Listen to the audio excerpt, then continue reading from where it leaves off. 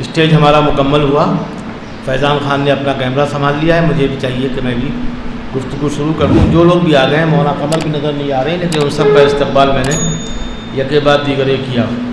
بڑے لوگ وہی ہوتے ہیں جن کے جانے کے بعد ان کو یاد کرنے کو دل کرتا ہے، اور ہر اچھے آدمی کا ذکر ہوتے رہنا چاہیے تاکہ ان کے گھر والوں کو، ان کے بیوی بچوں کو یہ احساس نہ ہو کہ ہمارے والد نے جو شاعری میں، افسانے میں، ادب میں جو وقت برباد کیا وہ واقعی انہوں نے ضائع کر دیا، یا یہ کہ جو بچوں پہ وقت دینا تھا، جو بیوی کی طرف نظر کرنا تھی، وہ آپ نے مشاعروں کی طرف رکھی تو آپ نے وقت کا ضیاع کیا.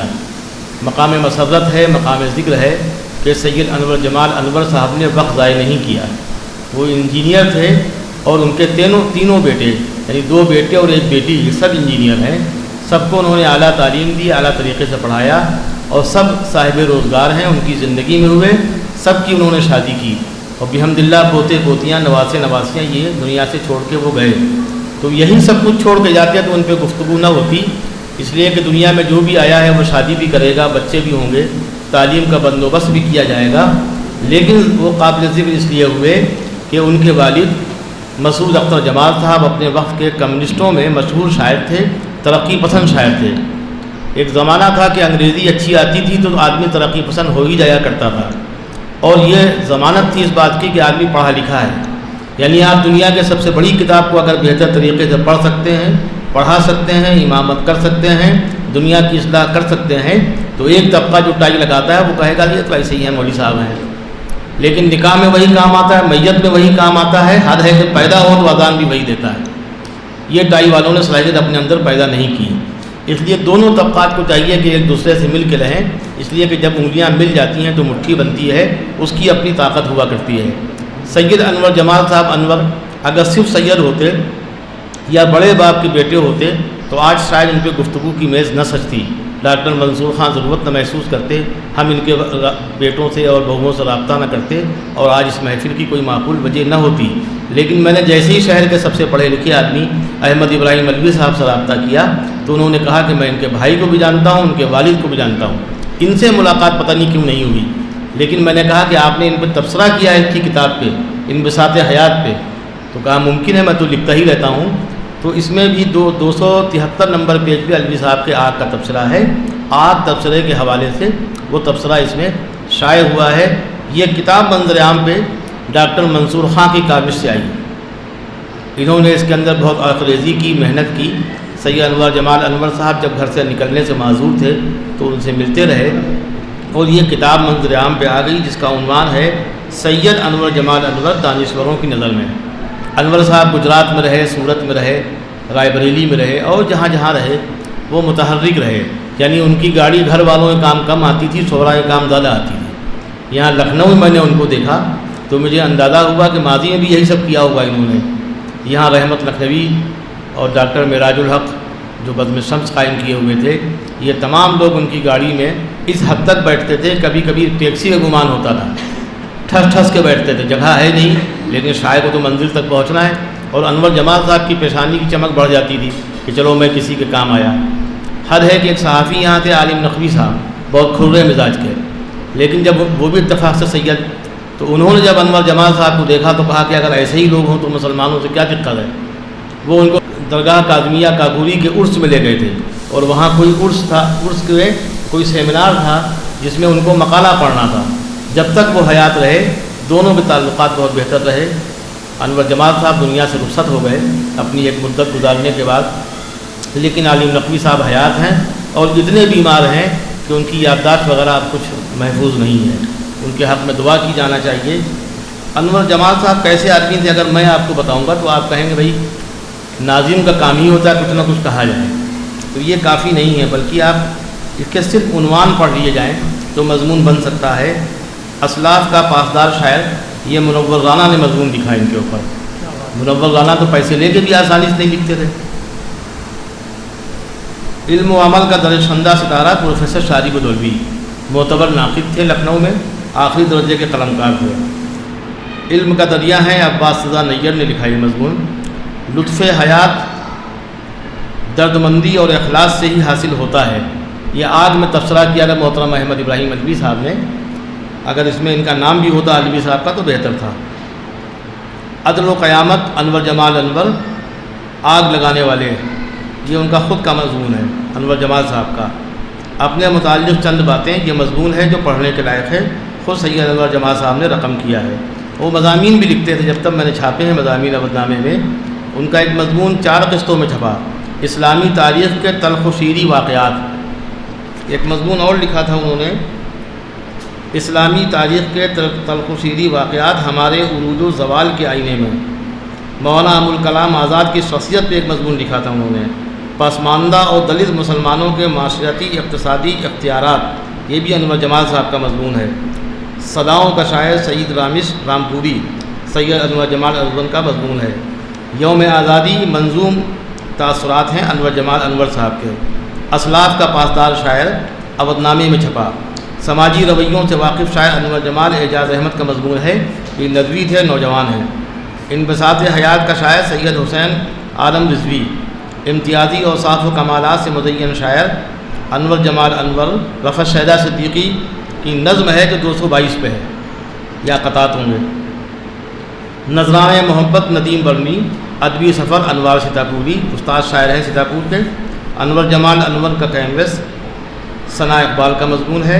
انور جمال انور کی شاعری رفعت اعظمی کا مضمون ہے، نئے دور میں کچھ دنوں ایڈیٹر بھی رہے۔ روایتی موضوعات کی قابل قدر شاعری ڈاکٹر کلیم فیصل، یہ اچھے شاعر ہیں، ناظم ہیں، کسی کالج میں پڑھاتے تھے، انہوں نے خود وہاں سے اپنے آپ کو سبکدوش کر لیا۔ کلام انور نقوش حیات کی روشنی میں ڈاکٹر سعید سندیگوی کا مضمون ہے، جن کی ابھی کتاب حال ہی میں آئی ہے۔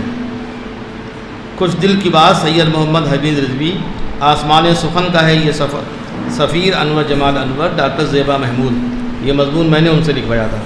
منظور پروانہ سے یہ میں نے مضمون لکھوایا، مذہبی فکر اور تہذیبی رویوں کا امین شاعر منظور پروانہ۔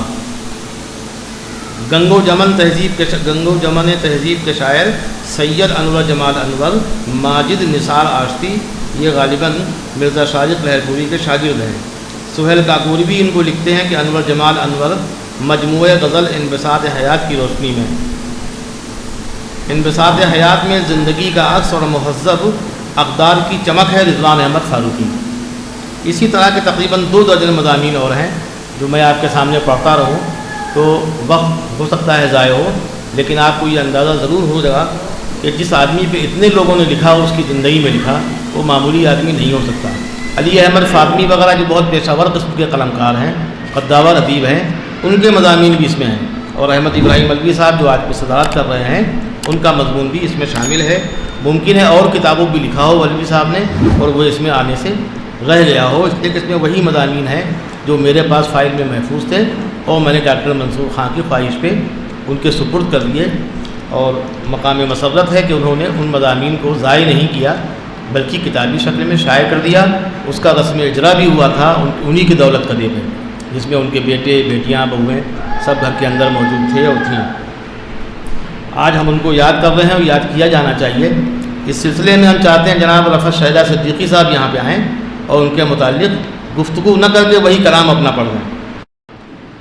حضرات گرامی، السلام علیکم ورحمۃ اللہ۔ جناب انور جمال انور صاحب بہت ہی خوش مزاج، ملنسار اور بہت نفیس لب و لہجے کے شاعر تھے۔ میری کئی ملاقاتیں رہیں ان کے ساتھ میں، چند اشعار میں نے نظم کیے تھے ان کے لیے، تو وہ میں آپ حضرات کی خدمت میں پیش کر رہا ہوں۔ ملاحظہ فرمائیں۔ کر دیے ہیں نظم دل سے آپ نے، کر دیے ہیں نظم دل سے آپ نے روزمرہ زندگی کے واقعات، کر دیے ہیں نظم دل سے آپ نے روزمرہ زندگی کے واقعات۔ خوب رکھا ہے جمال انور جمال، مجموعے کا نام پرواز حیات۔ خوب رکھا ہے جمال انور جمال، مجموعے کا نام پرواز حیات۔ دوسرا قطعہ ملاحظہ فرمائیں کہ آپ کے ذوق سخن کی بات کیا، آپ کے ذوق سخن کی بات کیا، ذہن و دل میں ہے ادب کی کائنات۔ ذہن و دل میں ہے ادب کی کائنات، لائق تحسین ہے یہ مجموعہ، ہو مبارک فکر پرواز حیات، ہو مبارک فکر پرواز حیات۔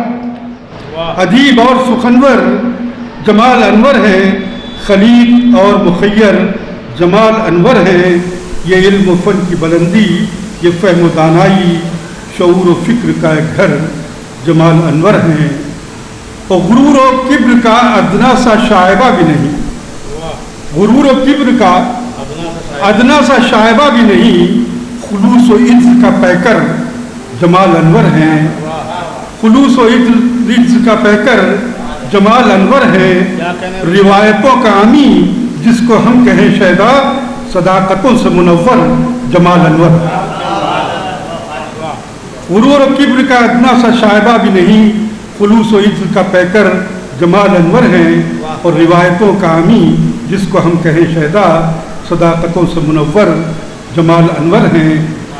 اور سخن پرور ادب کی کہکشاں انور جمال انور، سماعت فرمائیں، سخن پرور ادب کی کہکشاں انور جمال انور، بڑے محسن محب و مہرباں انور جمال انور، بڑے محسن محب و مہرباں انور جمال انور۔ غزل ہو نظم ہو نعت نبی یا حمد باری ہو، غزل ہو نظم ہو نعت نبی یا حمد باری ہو، ہر ایک صنف سخن میں کامراں انور جمال انور، ہر ایک صنف سخن میں کامراں انور جمال انور۔ اور سماعت فرمائے حضرات کہ تمہارے دل کی ہنسی کائنات کا اجرا، تمہارے دل کی ہنسی کائنات کا اجرا، کہ ہو رہا ہے نقوش حیات کا اجرا، یہ ان کی دوسری کتاب تھی۔ تمہارے دل کی ہنسی کائنات کا اجرا، کہ ہو رہا ہے نقوش حیات کا اجرا، مبارکیں تمہیں شیدا کی اے جمال انور، مبارکیں تمہیں شیدا کی اے جمال انور، کتاب زیست کی صبح نجات کا اجرا، کتاب زیست کی صبح نجات کا اجرا۔ اور یہ آخری قطعہ ہے کہ شعر و سخن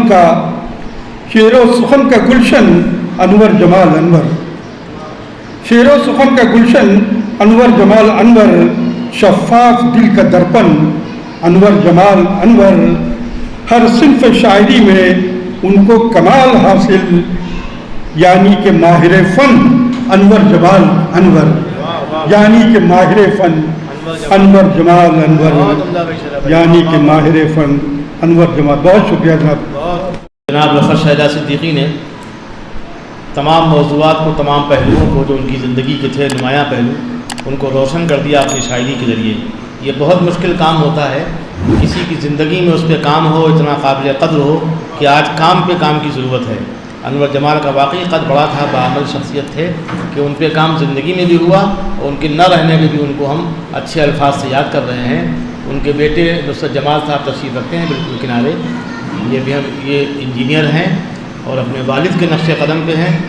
یہ عرب ممالک کا انہوں نے سفر بھی کیا، وہاں رہے بھی ہیں، لیکن جب والد کی طبیعت بگڑنے لگی تو انہوں نے اپنی سروس کو چھوڑ کے، یعنی مستقبل کو چمکانے کے بجائے والد کی خدمت کو ضروری سمجھا اور وہ یہاں چلے آئے۔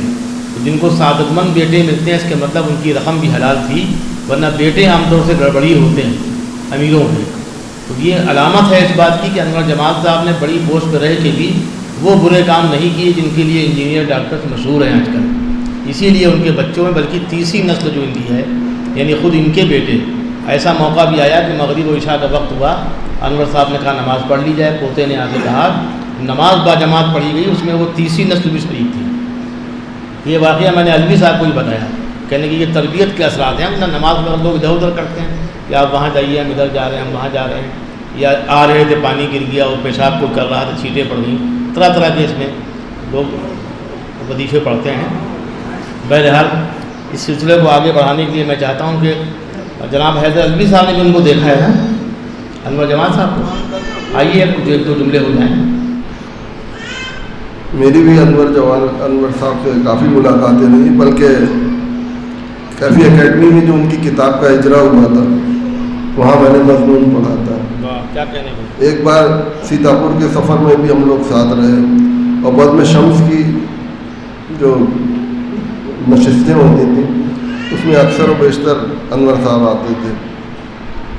बहरहाल बहुत भले इंसान थे। शायरी का फ़ैसला आज भी मेरे वही लफ्ज़ हैं जो उस दिन थे जब किताब का इजरा था, कि ये वक्त फैसला करेगा कि किस मायार की और कहाँ की शायरी है। ये हम कहें कि शायरी बहुत अच्छी है या बहुत बुरी है, ये गलत बात होगी। ये तो आने वाला वक्त बताता है, शायर के मरने के 50 साल बाद, कि शायर किस मकाम पर था। अल्लाह हाफ़िज़। ये आपने वाकई सही याद दिलाया मुझे हैदर भाई कि आपने उन पर मज़मून पढ़ा था, याद है मुझे। उसमें रफ़त अज़मी का मज़मून भी था, वो इजरा बहुत मजबूत हुआ था, वो गिनती के जी है, इसमें होना भी चाहिए। तो बहुत से मज़ामीन पढ़े, और मैंने तो एक मज़मून यहाँ भी पढ़ा जो ज़ाय हुआ, क्योंकि उस वक़्त शकील ग़याबी ने ऐलान किया था कि ये किताब डॉक्टर मंसूर खां छापेंगे, जो 5-6 साल के बाद वो काम हुआ, और उसमें शकील ग़याबी कहीं नहीं तो उसमें ईट बुनियाद की ईट हमीद है। तो वो हमारा मज़मून जो हमने दे दिया था शकील ग़याबी को उस वक्त में, वो ज़ाय हो गया। बहुत से लोगों ने ऐसे मज़ामीन लिखे होंगे, लेकिन अगर असनो उन पर काम किया जाए, उनके बेटे भी इसको पसंद करें, तो उन पर एक और किताब आनी चाहिए कि ये मज़ामीन भी शामिल कर दिए जाएँ, ख़त व बुरीद के साथ थोड़े कम ज़्यादा करके, और नए मज़ामीन उन पर लिख लिए जाएँ, लिखा लिए जाएँ कि अब तासुरात लोगों को क्या है। लर्न ऑनलाइन की जानिब से आपसे बस इतनी इल्तिजा है कि हमारे इस प्रोग्राम को लाइक, शेयर और सब्सक्राइब ज़रूर करें। साथ ही बेल आइकन दबाना ना भूलें, जिससे हमारी हर वीडियो आप तक अपलोड होने के साथ ही पहुंच सके। शुक्रिया।